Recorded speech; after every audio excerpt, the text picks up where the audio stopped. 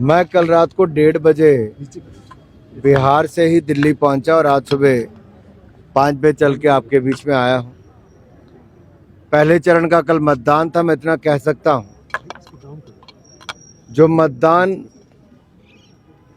दिल खोलकर बिहार के लोगों ने किया है वो स्पष्ट संकेत देता है कि भाजपा एनडीए की सरकार फिर एक बार बिहार में बनने वाली है, क्योंकि रफ्तार पकड़ चुका बिहार। फिर से एनडीए सरकार ये नारा लगा और इसके पीछे कारण है कि बिहार ने जो प्रगति एनडीए की सरकार में देखी है, रोजगार देखा है, सुशासन देखा है, कानून व्यवस्था में सुधार देखा है, वो बिहार के लोग अब उसमें और गति चाहते हैं।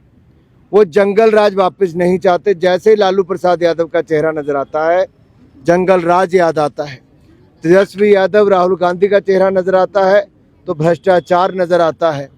तो इसलिए वहाँ के लोगों ने मन बनाया है कि जिस पार्टी ने महिलाओं का उत्थान किया, बिहार का विकास किया, 9 मेडिकल कॉलेज से 57 मेडिकल कॉलेज कर दिए, 2 इंजीनियरिंग कॉलेज से 33 कर दिए, बिहार के लोगों की आय मात्र 6,900 रुपया थी, बढ़ाकर 68,000 रुपये प्रतिवर्ष कर दी। ये अपने आप में बड़े बदलाव है। सड़कें 6 गुना ज़्यादा कर दी, रेलवे लाइन नई खोल दी।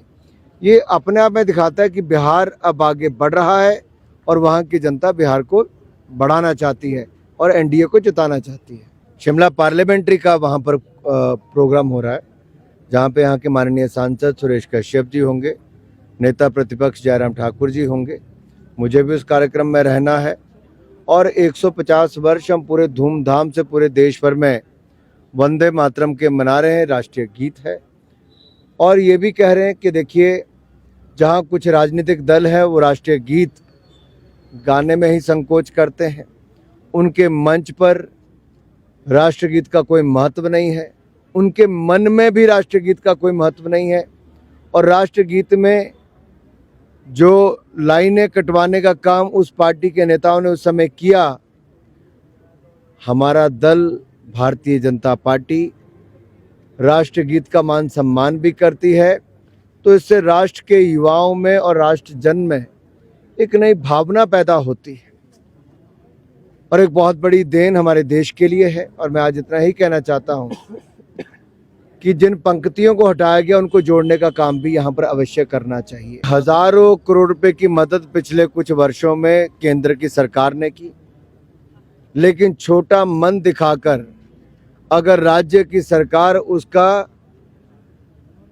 उल्लेख नहीं करती, धन्यवाद तो छोड़िए, तो अपने आप में क्या दिखाता है। अभी हाल ही में लगभग 1422 करोड़ रुपया जायका से केंद्र की सरकार ने स्वास्थ्य के क्षेत्र में दिलाया, जिसमें से 80% पैसा जो है उसको केंद्र सरकार को भरना है, लेकिन उसके बावजूद राज्य की सरकार कोई उल्लेख नहीं करती।